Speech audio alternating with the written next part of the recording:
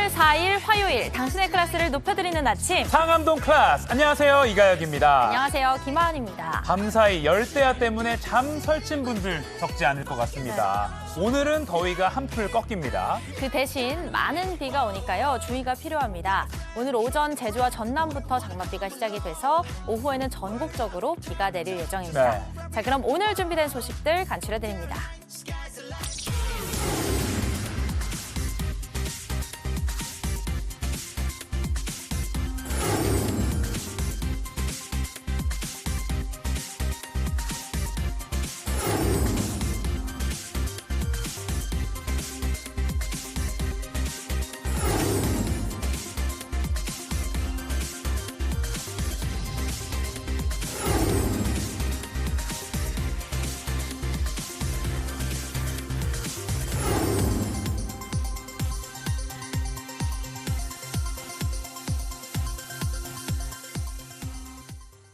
요즘 무더위, 장맛비 계속 오락가락 하는데요. 네. 바로 날씨 알아보겠습니다. 김민지 기상캐스터, 오늘 또 내리는 장맛비 특히 어느 시간대에 주의를 해야 할까요? 네, 이번 여름은 폭염과 폭우와의 싸움입니다. 오늘 전국에 장맛비가 내리면서 찜통 더위는 한풀 꺾이겠습니다. 현재 서쪽 지역에 비를 뿌리고 있는 비구름대는 점점 전국으로 확대되겠습니다. 특히 오늘 밤부터 내일 새벽 사이는 시간당 최고 60mm의 강한 비가 쏟아질 수 있어 대비가 필요하겠습니다. 오늘은 주로 서쪽 지역에 비가 집중되겠습니다.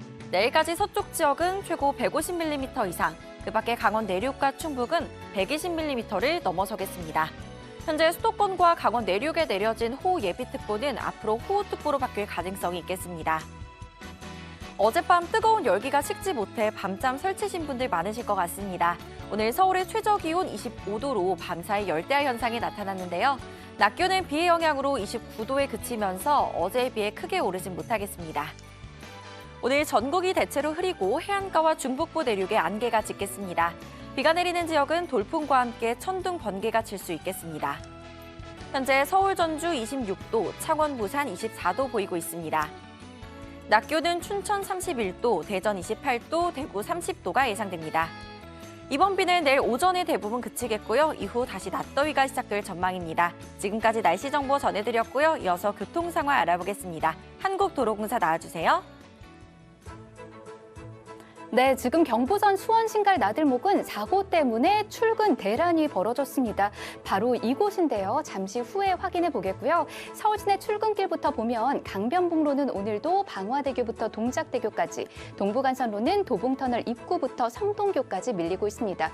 자, 말씀드린 경부선의 사고 현장입니다. 부산 방향으로 용인시 상갈동의 수원 신갈 나들목인데요. 버스 여러 대가 연쇄적으로 추돌하며 1, 2차로가 막혀 있습니다. 하필 출근 시간대 이런 사고가 발생하면서 양방향으로 정체가 이어지고 있고요. 특히 사고가 난 부산 방향으로는 죽전 이후로 아예 꼼짝없이 갇혀있다 싶은 정체입니다.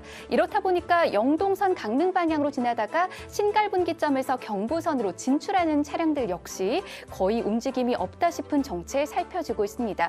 네, 같은 시각 출근 차량 자체로 인한 정체는 군포 주변에서도 양방향 이어집니다. 안전띠 전좌석에서 착용해 주시고요. 고속도로 교통방송이었습니다. 국제원자력기구 IAEA가 일본의 후쿠시마 오염수 방류 설비의 안전성에 대한 최종 보고서를 오늘 발표합니다. 라파엘 그로시 IAEA 사무총장이 직접 일본을 찾아 기시다 후미오 총리에게 보고서를 전달할 예정입니다. 앞서 이미 6차례 발표한 중간 보고서에서 방류에 문제가 없다고 밝힌 만큼 최종 보고서에서도 같은 취지의 의견을 내놓을 가능성이 큽니다. IAEA는 후쿠시마 제1원전의 사무실을 열어 방류가 국제 기준에 맞게 이뤄지는지도 점검할 예정입니다. 더불어민주당 전당대회 돈봉투 사건의 핵심 인물로 꼽히는 송영길 전 대표의 최측근 박모 전 보좌관이 구속됐습니다. 법원은 증거인멸의 우려가 있다고 봤습니다. 박유미 기자입니다. 구속영장 심사를 받기 위해 법원에 들어선 박 전 보좌관은 취재진의 질문에 굳게 입을 닫았습니다. 전당대회 당시 6,700만 원 살포 혐의 인정하십니까? 송영길 대표가 지시한 건가요? 이어진 신문에서 박 전 보좌관은 혐의를 부인했지만 검찰은 200여 장 분량의 PPT 자료를 활용해 구속의 필요성을 설명한 걸로 전해졌습니다. 법원은 영장 심사가 끝난 지 10시간 만에 증거인멸의 우려가 있다며 영장을 발부했습니다. 박 전 보좌관은 2021년 민주당 전당대회 당시 송 전 대표 캠프의 자금 관리를 맡아 돈봉투 의혹의 핵심 인물로 꼽힙니다. 박 전 보좌관이 당시 사업가 김모 씨로부터 5천만 원을 받아 6,750만 원을 윤관석 의원에 건넸고 윤 의원은 300만 원씩 민주당 의원 약 20명에게 전달한 걸로 검찰은 보고 있습니다. 또 여론조사 비용 9,240만 원을 송 전 대표의 외곽 후원 조직이 대납하게 하고 이후 사무실 컴퓨터 하드디스크 교체를 지시해 증거인멸을 시도한 혐의도 받고 있습니다.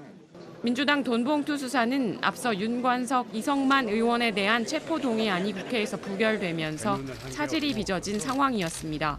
하지만 박 전 보좌관의 구속으로 수사가 탄력을 받을 전망입니다. JTBC 박유미입니다. 오늘 새벽 0시 20분쯤 충북 청주시 오창읍의 한 교차로에서 45인승 버스와 승용차가 충돌했습니다. 승용차에 타고 있던 30대 여성이 심정지 상태로 병원에 옮겨졌고 승용차 운전자인 다른 30대 여성은 중상을 입었습니다. 버스에 타고 있던 승객 2명도 다쳤습니다. 경찰은 이 차들이 당시 전멸 신호가 켜진 교차로를 지나다 사고를 낸 걸로 보고 정확한 사고 원인을 조사 중입니다. 최근 소수인종 우대 정책으로 위헌 판결을 받은 미국 하버드대 입학 제도가 또다시 도마에 올랐습니다. 입시에서 동문 자녀를 우대하는 정책으로 주로 백인들에게 혜택을 줬다는 문제가 제기됐습니다. 워싱턴 김필규 특파원입니다. 이번엔 하버드 대학의 레거시 입학 제도가 문제가 됐습니다. 동문 자녀가 지원할 때 우대해주는 정책이 차별을 금지한 민권법 위반이라고 미국의 한 비영리 기관이 연방교육부에 문제를 제기했습니다. 지난주 연방대법원은 입시에서 흑인 등 소수인종을 우대해준 하버드대의 어퍼머티브 액션이 위헌이란 결정을 내렸습니다. 동문 자녀 우대 정책은 반대로 부유층에게 혜택이 돌아가 백인들을 위한 어퍼머티브 액션이라고 불립니다. Legacy is just rewarding people for accidents of birth, and that's not what education is supposed to be about. 실제 하버드대에서 동문 자녀 지원자의 70%는 백인이었고 입학 가능성은 다른 지원자보다 6배나 높다고 이 단체는 주장했습니다. 또 2019년 졸업생의 경우 약 28%가 부모나 친척이 하버드대에 다닌 동문 자녀라고 밝혔습니다. 앞서 소수인종 우대 정책을 없애면 안 된다고 반대했던 바이든 대통령도 동문 자녀 우대 정책은 폐지해야 한다고 했습니다. Today, I'm directing the Department of Education to analyze what practices and what practices hold that back. Practices like legacy admissions and other systems. 이런 문제 제기에 대해 하버드대 측은 조만간 하버드의 본질적인 가치를 보존하는 방법을 결정할 거란 답변을 반복했습니다. 보수와 진보 양쪽의 공격이 집중되면서 하버드뿐 아니라 다른 대학 전반에도 입학 제도의 변화가 불가피해 보입니다. 워싱턴에서 JTBC 김필규입니다. 볼로디미르 젤렌스키 우크라이나 대통령이 러시아 푸틴 대통령의 권력이 무너지고 있다고 주장했습니다. 젤렌스키 대통령은 미국 CNN과의 인터뷰에서 러시아 용병기업 바그너 그룹의 반란 사태를 언급하며 우리는 푸틴이 모든 것을 통제하지 못하고 있다는 걸 보고 있다고 말했습니다. 또 크림반도가 러시아 점령하에 있는 한 전쟁은 끝나지 않을 거라며 크림반도 탈환에 대한 의지를 재차 강조했습니다. 태국에서 열린 아시아 축구연맹 17세 이하 아시안컵에서 준우승을 차지한 남자 축구대표팀이 오늘 인천국제공항을 통해 귀국했습니다. 이른 시간임에도 수십 명의 팬들이 몰려 환호와 박수를 보냈습니다. 변성환 대표팀 감독은 선수들이 각자의 기량을 증명해냈다며 이번 대회를 통해 월드컵 4강에 대한 확신을 갖게 됐다고 말했습니다. 대표팀은 지난 2일 열린 결승전에서 일본에 0대3으로 져 2014년 이후 9년 만에 대회 준우승을 차지했습니다. 세상이 정해준 내 역할이 마음에 안 들어 이렇게 맥없이 쓰러져간 하찮은 내가 아니지 가슴을 힘까져 쓴다 빛바랜 낡은 하늘이 잠자던 나를 깨운다 난 당분간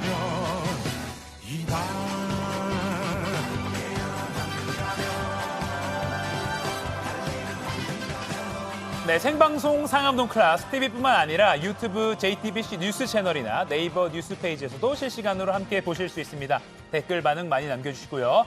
국내 뉴스 더 살펴보겠습니다. 도시락 이슈 이도성 기자, 월드클래스 이용주 캐스터 나왔습니다. 안녕하세요. 네, 안녕하세요. 반갑습니다. 이용주 캐스터, 뭐 할 예. 말이 있다고요? 딴 게 아니라 제가 지난주에 우리 상클 애청자분을 한 분을 만났어요, 우연히. 어디요? 그 음식점에서. 네. 근데 그분께서 하신 말이 그 아침마다 나와가지고 고양이 흉내 내는 사람 아니냐고 저한테 그러는 거예요. 고양이 흉내를 그래서 냈어요? 뭐지 했는데 제가 아침마다 이거 하잖아요. 그러니까 이거. 요거 보시고 제가 고양이 흉내를 내고 있다. 근데 사실은 이게 수어입니다, 여러분. 안녕하십니까. 왼쪽 손을 이렇게 살짝 감싸고 네. 왼쪽 손을 이렇게 이렇게 두 번. 이게 안녕하세요. 안녕하세요. 네, 안녕하세요. 좋습니다. 이렇게 또 하나 배웁니다. 네. 자, 지금 함께 고양이 손을 네. 하고 있는 이도성 기자, 도시락 열어볼까요? 열어주시죠. 네, 첫 번째 도시락 열어보도록 하겠습니다. 네, 꺼내서 뒤집어 보겠습니다. 하나, 둘, 셋. 빠밤. 네, 베테랑의 확신인데요. 이 소식. 세상에 태어났지만 태어나지 않은 아이들, 출생 신고가 되지 않은 이른바 그림자 아이들의 존재가 속속 드러나고 있습니다. 네. 정부는 뒤늦게 2,236명의 아이들을 찾아 나섰는데요. 그런데 이 아이들이 세상에 있다는 게 알려진 건 한 베테랑 간호사의 확신 덕이었습니다. 어제 저희 JTBC가 단독 보도한 내용인데요. 영상 먼저 볼까요? 네, 실종 아동을 찾는다는 전단인데요. 내용을 보면 특정한 한 아이를 찾는 게 아니라 지난 8년 동안 태어나자마자 예방접종을 하고도 출생 신고가 이뤄지지 않은 아이들에 대해 적혀 있습니다. 20년 차 간호사인 이다정 씨는 지난 2016년 그림자 아이들의 존재를 깨닫게 됐습니다. 경북 안동에서 한 여성이 신생아를 살해하고 암매장한 사건 때문이었는데요. 숨진 아이는 B형 간염 1차 접종 기록이 있는데도 출생 신고가 이루어지지 않았습니다. 당시 보건소 직원이 의구심을 가져 아이의 존재가 드러났습니다. 인터뷰 보시죠.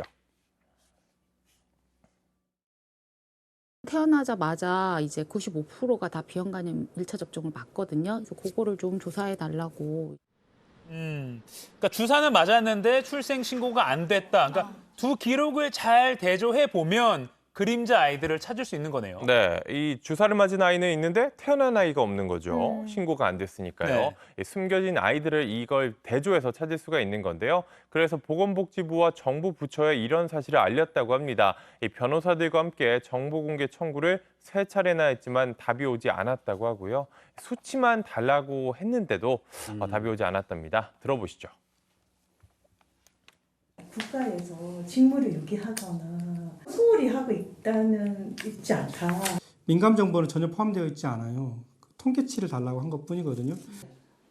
나름의 이유야 있겠지만 좀 안타깝습니다. 그 자료만 있었어도 그림자 아이들의 존재를 더 빨리 알릴 수 있었던 거잖아요. 네, 그래도 포기하지 않았습니다. 이들 목소리에 귀를 기울인 감사원 관계자가 있었는데요. 그 사람을 찾아가 설득을 했고요. 다행히 실제 복지부 감사로 이어졌습니다. 그래서 이번 사건이 수면 위로 떠오를 수 있었던 겁니다. 야, 정말 이거 박수가 안 나올 수가 없습니다. 네. 정말 감사드리고요. 정말 대단한 것 같아요. 힘들다고 진짜 정보를 이렇게 요구를 했는데 안 줬을 때 얼마나 많이 절망하셨을 거예요. 네. 그럼에도 불구하고 포기하지 않고 끝까지 이렇게 싸우셔서 정말 이런 분들 때문에 세상이 바뀌는 게 아닐까 생각하게 됩니다. 네. 맞습니다. 감사합니다. 맞습니다. 진짜 이런 노력들이 모여서 세상이 크게 달라질 수 있는 것 같은데요. 대단합니다. 하지만 아직 가야 할 길이 더 있다고 합니다. 그러니까요. 네, 이번에 감사원이 찾은 아이가 2,236명, 꽤 많은데도 아직 다른 아이들이 더 있습니다. 이게 외국인 부모를 뺀 숫자라고 합니다. 인터뷰 들어보시죠. 이주민들에 대한 아동에 대한 그런 것 역시 출생 등록이 돼야 되지 않나. 부모가 없다고 해서 부모 역할을 할 어른들이 없는 건 아니거든요. 네, 그래서 아직 드러나지 않은 그림자 아이들을 찾기 위한 활동을 계속 이어간다고 합니다. 방금 그 이다정 변호사죠. 부모가 없다고 해서 간호사. 네. 부모가 없다고 해서 부모 역할을 할 어른들이 없는 게 아니다라고 이렇게 인터뷰를 해주었는데 그 말이 정말 가슴에 와닿습니다. 그리고 지금 언론에서 이제 뭐 그림자 아이들이라고 이렇게 이름을 붙이잖아요. 그림자 아이들이란 이 네이밍도 참 슬프게 다가와요. 슬퍼요. 빨리 그 그림자가 거쳐지고 햇빛이 비치면 좋겠습니다. 좀 시간이 없기 때문에 조금 서둘러야 될 것 같아요. 네, 다음 도시락도 열어주시죠. 네, 두 번째 도시락도 꺼내 보겠습니다. 네. 가겠습니다. 하나, 둘, 셋. 빠밤. 네, 떡 돌렸더니인데요. 네. 예, 한 아기 아빠가 온라인 커뮤니티에 올린 사연입니다. 좀 감동적이에요. 아이 100일상을 차리기 위해 떡을 맞췄는데요. 네. 집에서 조촐하게 축하 파티를 하고는 더운 날씨에도 분리수거를 하고 있던 아파트 경비원에게도 떡을 건넸다고 합니다. 그리고 집에 돌아왔는데 갑자기 벨이 울리고 놀라운 일이 일어났습니다. 화면 보시죠. 네. 네, 아이 옆에 놓인 흰 봉투 그 위에는 손글씨로 한자죠. 네, 축 100일이라고 적혀 있습니다. 네. 이 벨을 누른 건 이 떡을 건네받은 경비원이었는데요. 집에 찾아와서 축하한다면서 봉투를 건넸던 겁니다. 이 안에는 저렇게 현금 10,000원짜리가 한 장 들어 있었습니다. 오늘 도시락 컨셉이 희망인가요? 오늘 이야기들이 조금 희망이 좀 많이 있는 것 같은데 사실 경비원과 그 주민들 사이에 굉장히 안 좋은 이야기들이 많았잖아요. 그렇죠. 근데 이런 이야기는 너무 감동적이고 더운 날씨에 고생하시는 경비원에게 떡도 주고 또 다시 또 100일 선물도 주시고 너무 훈훈한 소식입니다. 네. 예, 감동적이죠. 이 글을 올린 이 아기 아빠도 마찬가지로 감동을 많이 받았다고 합니다. 그 감동을 공유하고 싶어서 글을 올렸다고 하는데요. 이 10,000원이라는 돈이 10만 원, 100만 원과 같은 느낌이었다라고 적었습니다. 또 돌아가신 아버지가 생각나 울컥하기도 했다고 적었는데요. 네. 이 가치를 따질 수 없는 그런 귀한 봉투로 느꼈던 겁니다. 10,000원이 들어있던 그 봉투지만요. 잔잔한 감동을 주는데요. 뭉클한 건 저뿐만이 아니었나 봅니다. 글을 올린 지 하루 만에 13만 명이 넘게 보고 댓글 수백 개가 달렸습니다. 사실 뉴스를 보면 좋은 소식보다는 안 좋은 소식이 더 많게 느껴지거든요. 그렇죠. 이런 소식 좀 많이 전해주면 좋겠어요. 저죠? 네. 제가 좀 더 열심히 본인이 발굴을 찾으셔야 돼요. 네, 제가 열심히 더 발굴해서 눈에 불을 켜고 한번 찾아보도록 하겠습니다. 예. 아까 뭐 13만 명이나 공감할 정도로 많이 알려졌는데 사실 그 댓글 중에 제가 보니까 이런 훌륭한 아빠, 또 더운 날씨에 떡을 돌리고 또 그 떡을 받은 경비원분은 또 훌륭한 경비원분께 또 보답을 하고 훌륭한 어른들 사이에서 그 아기가 참 훌륭하게 건강하게 잘 자라길 바랍니다. 네. 다음 도시락 또 가보죠. 네, 세 번째 도시락 가보도록 하겠습니다. 하나, 둘, 셋. 빠밤. 네, 안전한 건 맞나? 인데요. 네. 이 밤마다 윙윙거리는 그 모기. 이 모기 때문에 저도 진짜 모기 한 마리만 있어 잠을 못 자거든요. 막 맞아요. 귀가 너무 시끄러워가지고. 그래서 저도 여름밤이 걱정인데요. 그래서 이 익숙한 냄새가 나는 그 모기향을 쓰기도 합니다. 네. 이런 모기향 쓰는 분이라면 귀를 좀 기울이셔야 할 소식입니다. 환경부가 모기향에 들어가는 성분을 재검증하기로 했습니다. 안전한 게 맞는지 다시 확인한다는 건데요. 화면 볼까요? 예. 네, 마트에 가면 쉽게 볼 수 있는 그 모기 살충제죠. 다양한 제품이 있지만 그중에 이 알레트린, 네 글자 잘 보세요. 알레트린이라는 화학물질이 들어간 제품들이 있습니다. 뒷면에 보면 저렇게 표기가 돼 있는데요. 어제 환경부가 이 알레트린의 위해성을 다시 검증하기로 했습니다. 지난 3월 유럽연합 EU가 앞으로 알레트린 사용을 금지하겠다고 결정했기 때문입니다. 아니 그 유럽연합에서 쓰지 말라고 하면은 몸에 안 좋은 거겠죠. 근데 저도 저거 자주 쓰는데 이제 와서 뭘 어떡합니까?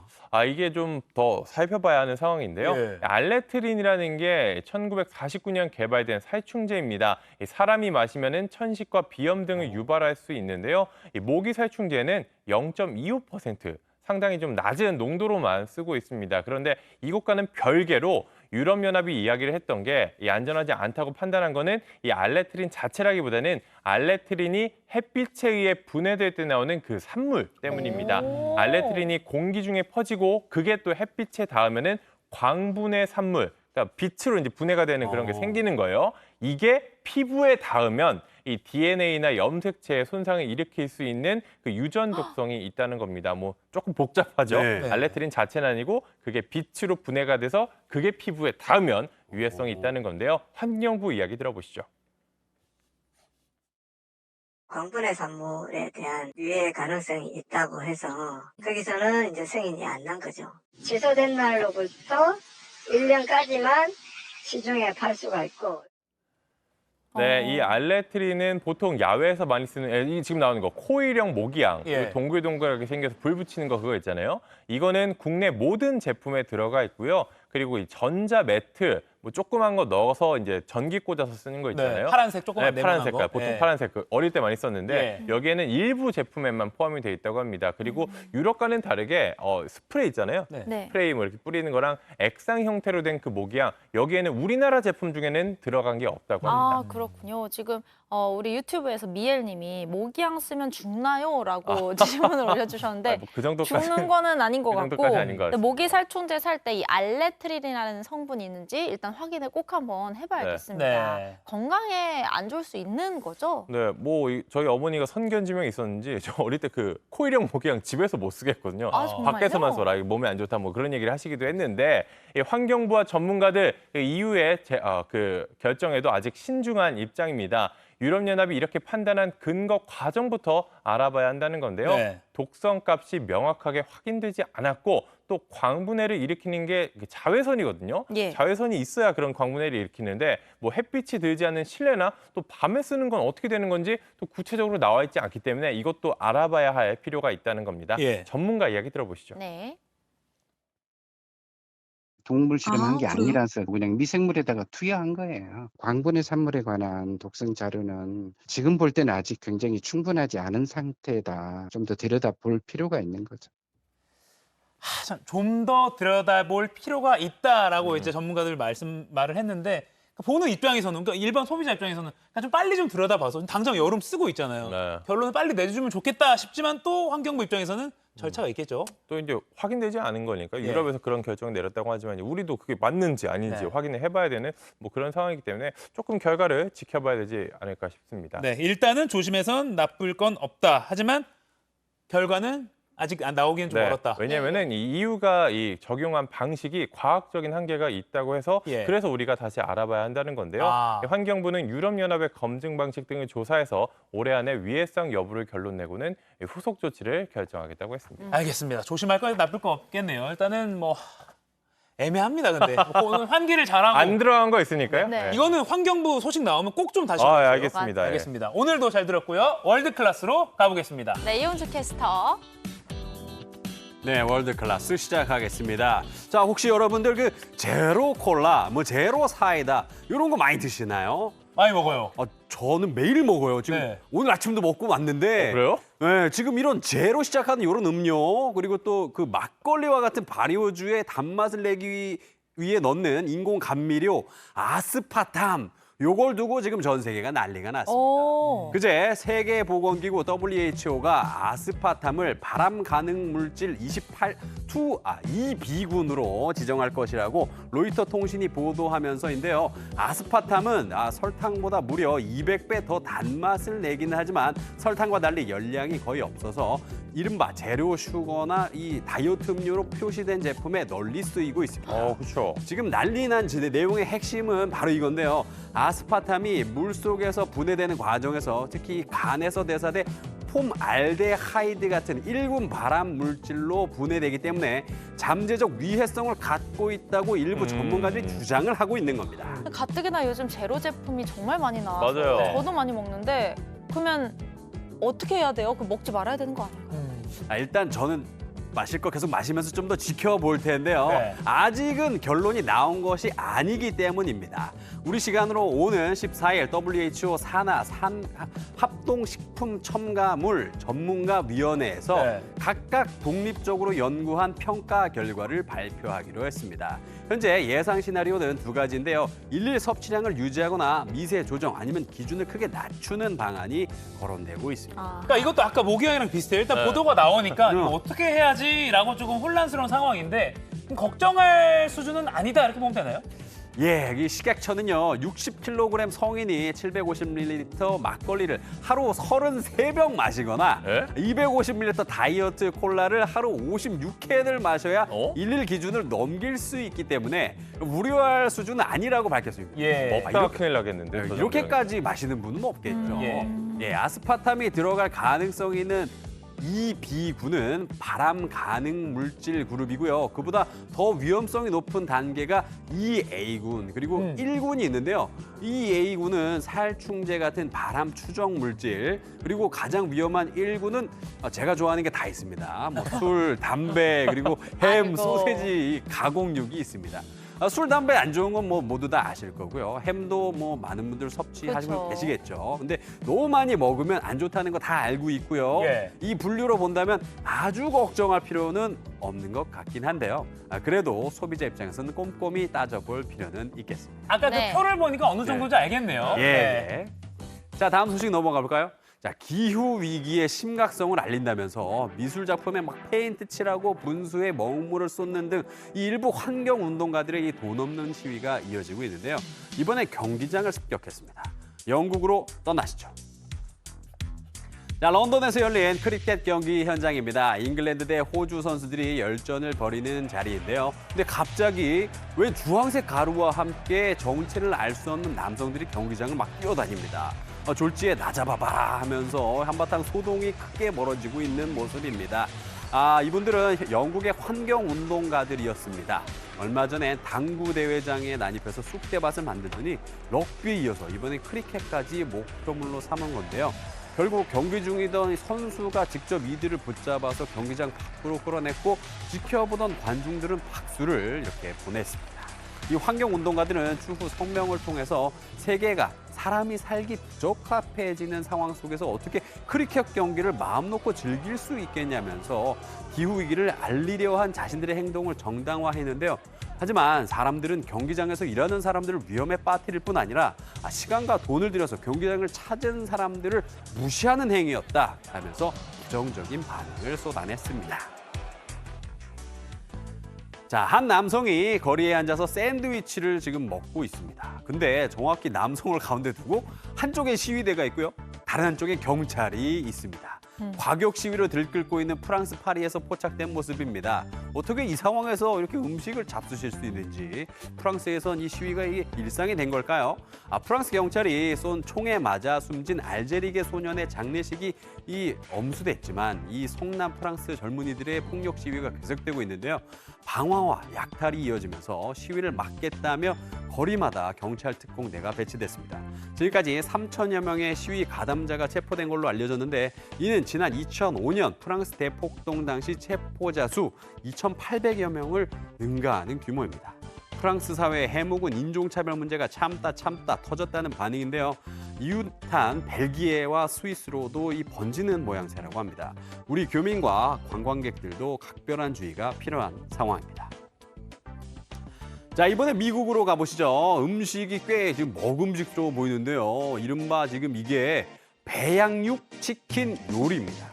가축을 기르는 대신에 이 가축의 세포만 떼내서 이를 실험실에 배양해 만든 고기를 배양육이라고 하는데요. 최근 샌프란시스코의 유명 식당과 제휴를 맺어서 미국 내에서 처음으로 정식 판매를 시작했습니다. 요리를 맛본 손님들은 식용꽃과 어우러진 닭튀김 맛이 일품이었다면서 극찬을 아끼지 않았는데요. 올해 말부터 보다 메뉴를 보강하고 웹사이트를 통해 식당 예약을 받으면서 배양육 치킨을 본격적으로 대중화할 계획이라고 합니다. 이날 손님들이 먹은 배양육은 상징적인 금액으로 $1에 판매가 됐지만 정식 출시가 되면 얼마가 될지는 아직 미정입니다. 육류 없이도 육식 생활이 가능하다니 상당히 솔깃한데 부디 제발 합리적인 가격에 출시가 됐으면 좋겠습니다. 지금까지 월드클래스였습니다.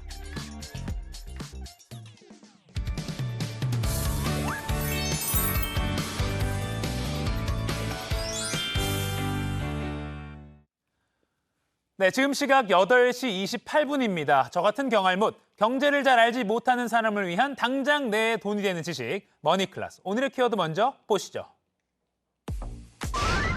개미 투자자 울리는 유상증자가 뭐길래? 요즘 주식 좀 한다 하는 분들 사이에서는 이 키워드가 정말 핫합니다. 기업이 주식을 추가로 발행해서 자본금을 늘리는 유상증자입니다. 최근 CJ CGV와 또 SK이노베이션 같은 대기업 계열사들이 유상증자를 발표한 뒤에 주가가 하염없이 떨어졌는데요. 유상증자가 뭐길래 주가에 이렇게 타격을 주는 건지, 또 주가 폭락으로 피해 입은 개미 투자자들은 어떻게 해야 할지 자세히 알아보겠습니다.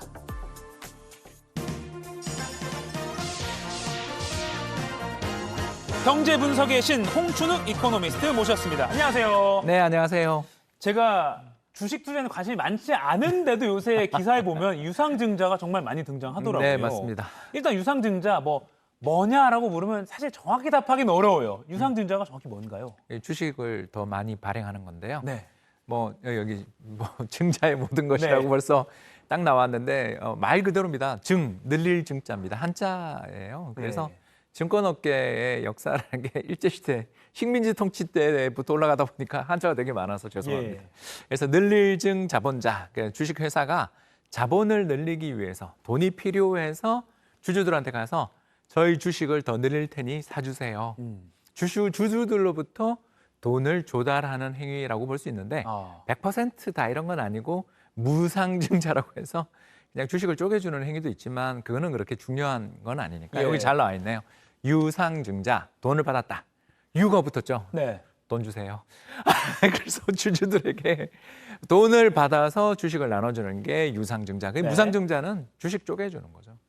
그래서 예전에 삼성전자가 한 주를 50분의 1로 이렇게 쪼개줬잖아요. 네. 한 주 들고 있었는 걸 50주로 쪼개줬잖아요. 그런 것처럼 주주들에게 자기들이 남아도는 자본의 여력이 이런 걸 활용해서 증자를 하긴 하는데 돈 낼 필요 없이 주식만 더 기분 좋으라고 주는 걸 무상증자.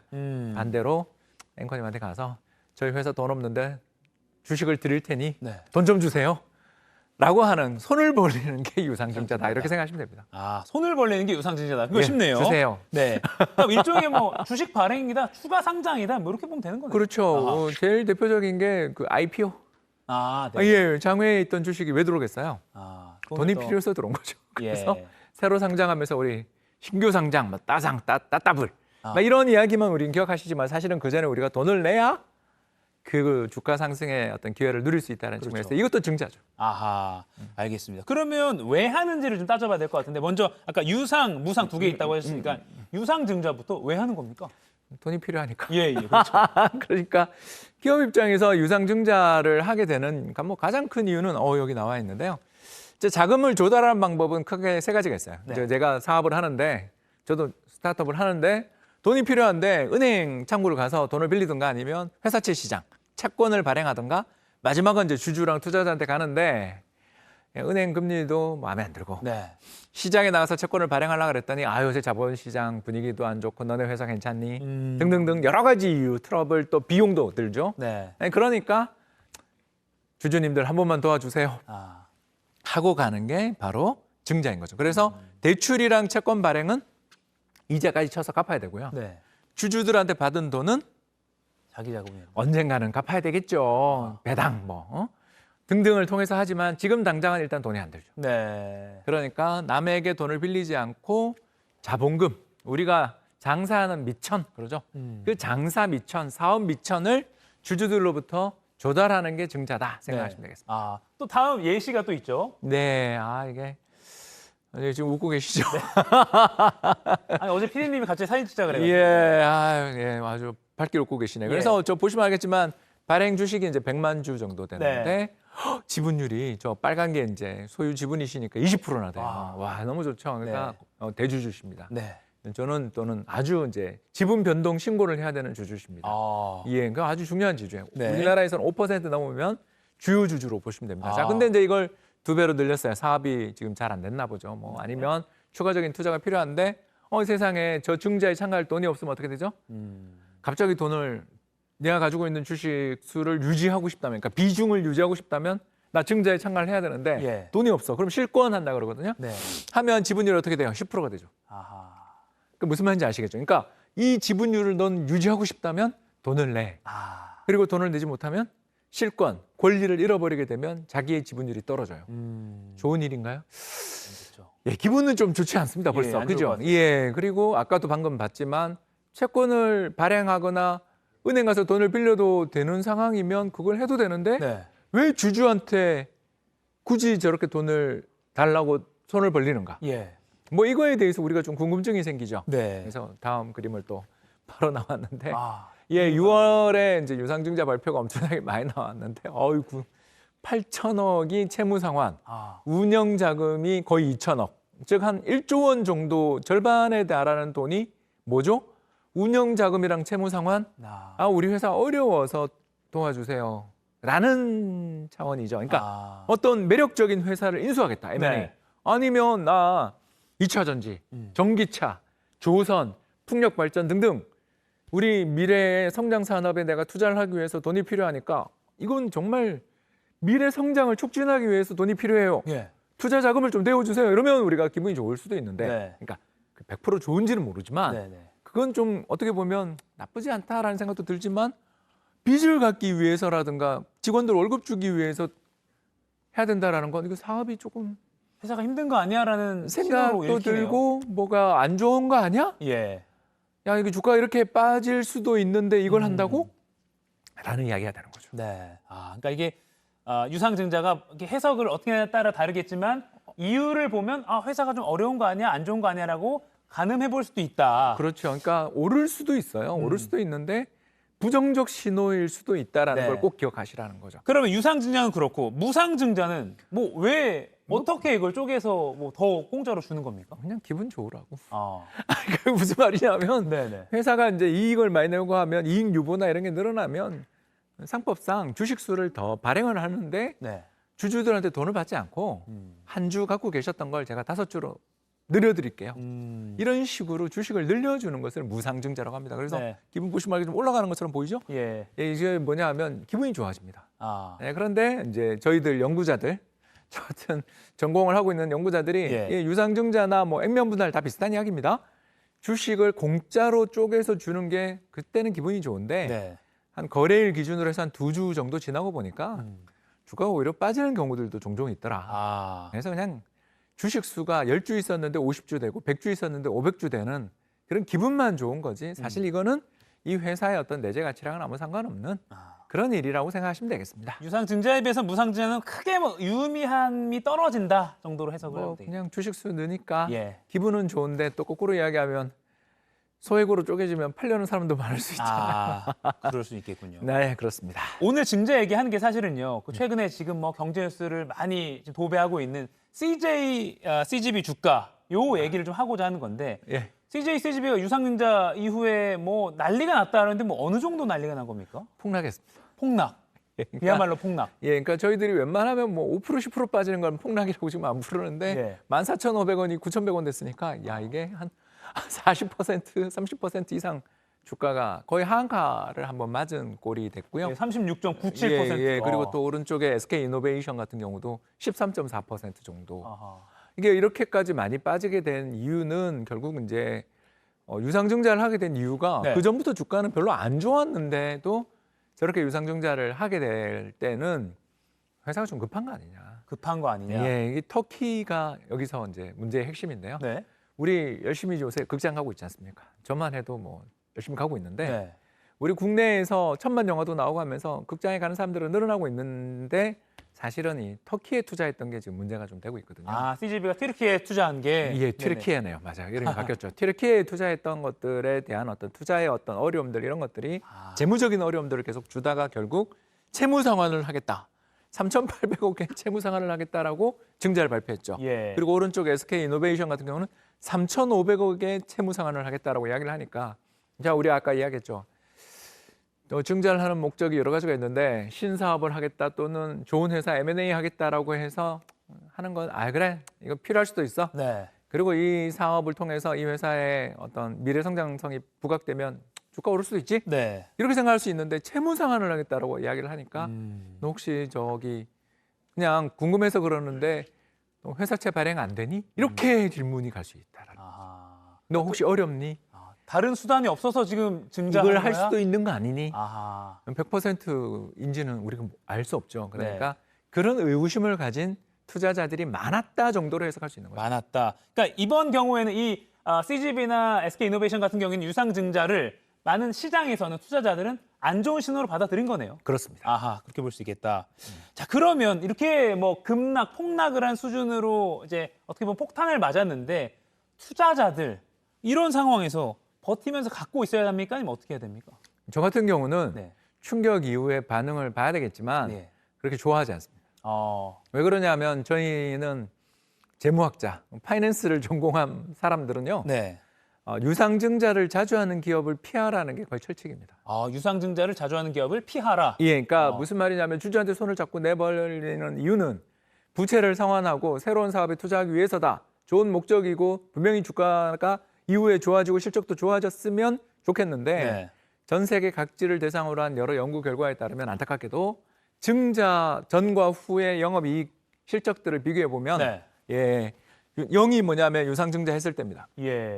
그러니까 유상증자 하기 전까지는 실적들이 어느 정도 잘 버텨주다가 유상증자 직후부터 실적이 오히려 나빠지는 기업들이 많습니다. 어허. 왜 그럴까 생각해 보면 아까 말씀드린 첫 번째, 주주들이 저렇게 싫어하는 유상증자를 해야 될 정도로 재무구조가 뭔가 속에서는 지표는 잘 나오고 있었지만 속에서 뭔가 어려움이 생겼거나 아니면 네. 두 번째는 주주들로부터 이렇게 돈을 땡겨서 투자를 할 때가 대부분 주가가 상당히 대주주들이 생각할 때는 좀 적정 가치에 비해서 너무 안 좋을 때. 좀 많이 부풀려져 있다 싶을 때는 자신의 지분이 아까 희석됐잖아요. 네네. 그런데도 증자를 했다. 이건 뭔가 주가가 고평가됐다는 신호일 수 있는 거죠. 반면에 그 비교 대상군, 동일 산업 내에서 움직이고 있는 기업들은 그냥 별 차이가 없죠. 그러니까 그 경제 내에 어떤 변화가 있어서 저 산업만 나빠진 게 아니라 유상증자를 하기 이전부터 이 회사에 뭔가 부정적 신호가 있었을 수도 있겠구나라는 걸 보여주는 지표입니다. 물론 이건 미국 지표니까 한국은 다를 수도 있다. 저는 또 최근에 나와 있는 여러 지표들, 다른 나라의 데이터들을 살펴보면 캐나다라든가 스위스라든가 북유럽에 있는 나라들에 대한 연구 결과들도 다 봤는데 좋지는 않더라. 아주 좋지는 않더라 정도는 말씀드릴 수가 있겠습니다. 그러니까 연구에 따르면 그런 기업의 이익률 같은 게 유상증자 이후에는 떨어지는 경향이 있더라. 그런 연구도 있더라. 그러니까 투자에 좀 참고하면 좋겠다 정도로 제가 100% 확신이 어떻겠습니까? 그러니까요. 잘 될 수도 있는 거죠. 네, 다만 그런 연구가 저렇게 있다. 주가의 폭락을 감수하고 저런 결정을 내린다라는 것은 뭔가 좋은 신호는 아니지 않냐라는 사람이 많더라. 네. 특히 유상증자의 목적이 빚을 갚기 위한 거라면 더욱더 그렇게 볼 수 있는 시그널이 있겠다라고 저 유상증자를 몰랐지만 오늘 그렇게 배웠습니다. 많은 분들이 이렇게 경제뉴스 보실 때도 참고하시면 좋을 것 같습니다. 네, 머니클래스 홍춘욱 이코노미스트였습니다. 고맙습니다. 감사합니다.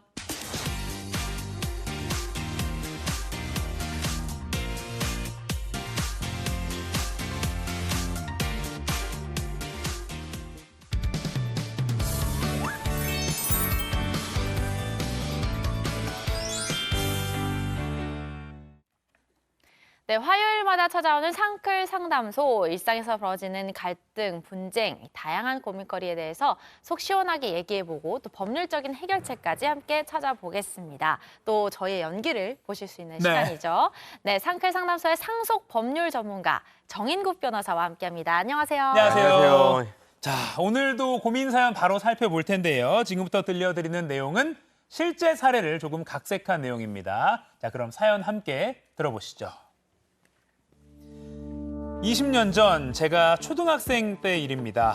불화가 심했던 부모님이 결국 이혼을 하셨고 어머니가 집을 나가시면서 저와 남동생은 아버지와 함께 살게 됐습니다. 그런데 제가 고등학생이 됐을 무렵 아버지까지 사고로 돌아가시면서 동생과 저는 정말 의지할 곳 하나 없는 처지가 됐습니다. 걱정하지 마. 이제부터 형이 엄마 아빠 대신 다 해줄게.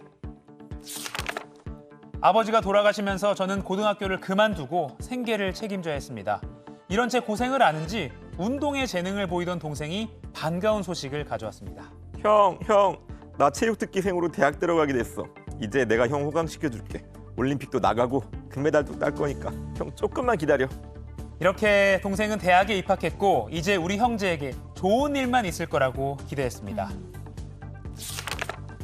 그런데 대학에 입학한 동생이 첫 전지훈련을 떠난 그 바로 다음 날 동생 학교에서 전화가 걸려왔습니다. 상클대학교입니다. 운동부 전지훈련 현장에서 사고가 발생했습니다. 학생들이 묵었던 리조트에 불이 났는데 다들 피하지 못해서 그만. 날벼락 같은 소식이었습니다. 아버지에 이어서 동생까지 세상을 떠나다니 하늘이 무너지는 것 같았죠. 그런데 더 어이없는 일이 일어났습니다. 20년 동안 소식을 끊고 지냈던 어머니가 갑자기 찾아온 겁니다. 동생의 사망 소식에 놀라서 달려오신 줄 알았는데 아니 다른 이유가 있더라고요. 아니 여기 어떻게 알고 오셨어요? 아니 너는 동생이 그렇게 됐으면 엄마한테 연락을 먼저 했어야지. 자식이 죽은 소식을 내가 남한테 들어야겠어?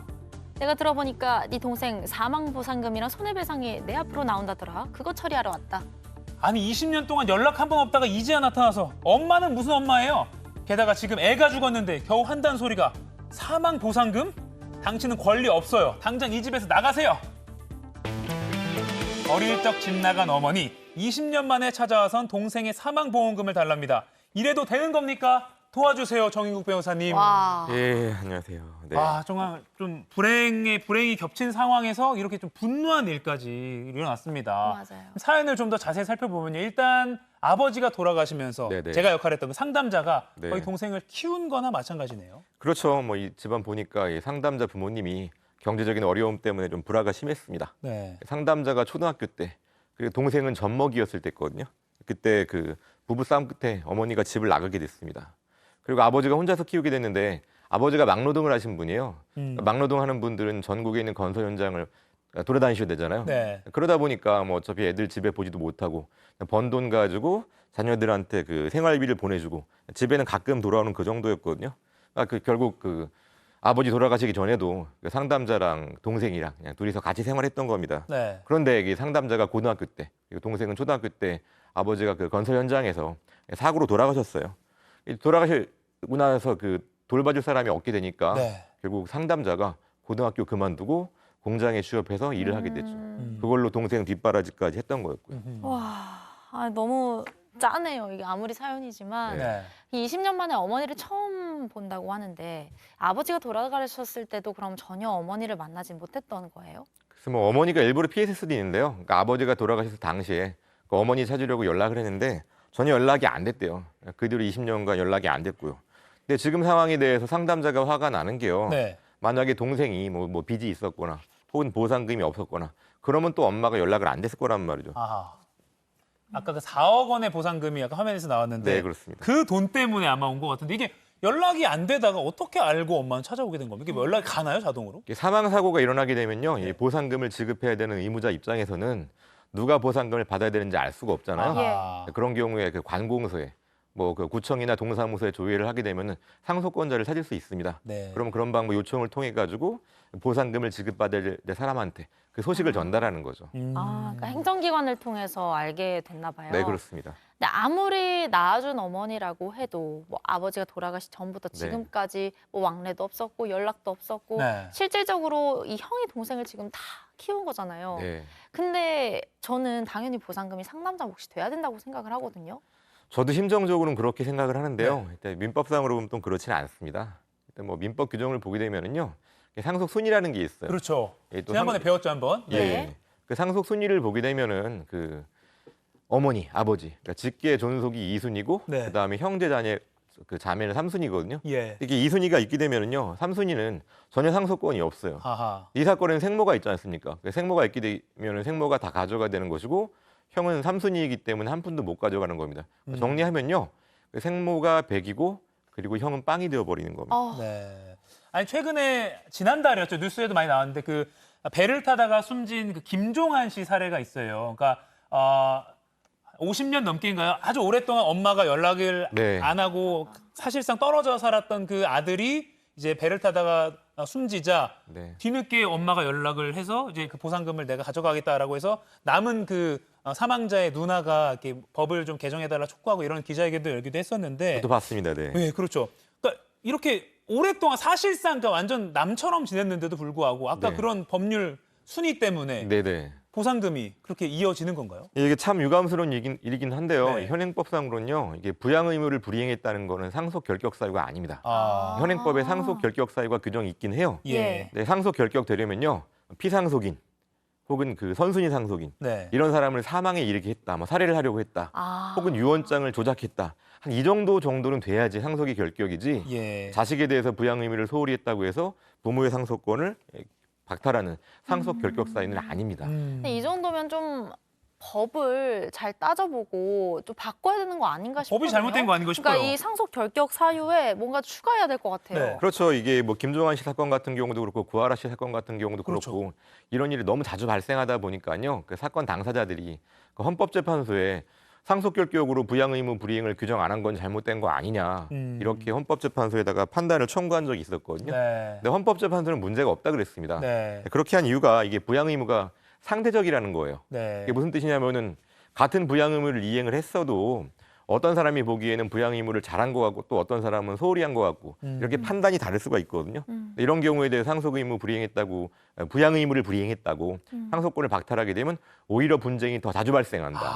예. 부작용이 또 있을 수 있으니까 그렇게 해놓은 거긴 한데 네. 또 계속 뉴스에는 좀 그런 또 그거에 대한 부작용이 또 나오니까 맞습니다. 네. 사회적으로 논란이 되고 있어요. 이게 쉬운 문제가 아니네요. 예. 그럼 다시 사연으로 돌아가서 네. 지금 이 사연의 주인공은 아버지가 없는 상황입니다. 네네. 그렇다면 이 동생 사망으로 나온 그 보상금 그대로 어머니한테 줘야 되는 상황인 건가요? 형이 전혀 보상금을 받을 수 없는 방법은 아니고요. 일부 받을 수 있긴 합니다. 예. 뭐냐면은요, 그 형이 생모를 상대로 양육비를 청구하는 거예요. 양육비를 청구한다. 원래 자식은 부모가 키워야 되는데 이 사건 같은 경우에는 생모가 버렸기 때문에 형이 동생을 대신 키웠잖아요. 네. 내가 동생 대신 키웠기 때문에 그 부양료를 생모가 나한테 달라 이렇게 청구하는 거죠. 이런 방법을 쓰게 되면은 그 생모가 그 보상금을 다 가져가는 걸 일부 저지할 수 있긴 하고요. 실제로 최근에 비슷한 사건이 하나 있었거든요. 네. 그 어머니 아버지 사이가 안 좋고 아버지랑 어머니가 이혼을 한 다음에 네. 아버지 혼자서 그 딸을 키웠는데 딸이 성년돼서 공무원이 됐는데 근무 도중 사망하셨어요. 아이고. 그러면 그 공무원 보상금이 나오잖아요. 네. 근데 아버지 어머니가 상속권자이다 보니까 8천만 원씩 그 보상금이 지급되기로 결정되는데 아버지 입장에서 이게 말이 되냐? 어머니는 딸을 보지도 않았는데 내가 다 그래서 키웠는데. 어머니 상대로, 그러니까 부인을 상대로, 전 부인을 상대로 그 양육비 청구를 했고요. 7,700만 원이 인정됐습니다. 이렇게 되고 나니까 결국 생모 입장에서는 그 보상금은 8천만 원이지만 그 양육비 7,700만 원 지급하고 나면 실제로 받을 돈이 거의 없게 된 거죠. 예. 근데 이런 사건의 중요한 건 뭐냐면요. 실제로 이 양육을 했다는 점에 대해서 증거를 잘 챙겨 두셔야 돼요. 증거를 잘 챙겨라. 어떤 게 있죠? 그러니까 뭐 이혼하고 자녀를 혼자 키우는 경우에는요. 뭐 예를 들면 내가 뭐 등록금, 학원비, 그다음에 자면 치료비, 병원비 이런 걸 다 지출했기 때문에 이거 양육비를 달라라는 거 나중에 사실 이런 문제가 또 생길 수 있잖아요. 미리 챙겨놓는 게 매우 중요합니다. 영수증 같은 걸 좀 남겨놔야겠네요. 예. 그렇군요. 그러니까 결국에는 이 상황은 좀 법이 좀 바뀌어야 온전히 해결될 수 있을 것 같다 이런 생각도 듭니다. 예, 그렇습니다. 뭐 지금 뭐 법 개정 사항을 말씀드리게 되면요. 예, 공무원 그 보상금 등 관련돼 가지고는요. 예, 관련된 공무원 연금법이 개정은 됐습니다. 이거 공무원 구하라법이라고 들어보셨을지도 있어요. 이게 뭐냐면은 공무원이 근무 도중 사망하게 되면은 그 상속인들 가족들이 보상금 가져가잖아요. 예. 만약에 부모가 부양 의무를 제대로 이행하지 않았다. 그럼 보상금 심의위원회에서요. 그런 사정을 판단해가지고 보상금 지급을 거부할 수 있습니다. 그런데 민법은 아직 많이 알려진 대로 그대로니까 예. 국회에서 조금 더 빨리 좀 논의를 해야 될 것 같네요. 네, 그렇습니다. 알겠습니다. 상끌 상담소 오늘도 생각해볼 부분이 많은 사연입니다. 지금까지 정인국 변호사와 함께했습니다. 고맙습니다. 고맙습니다. 네, 감사합니다.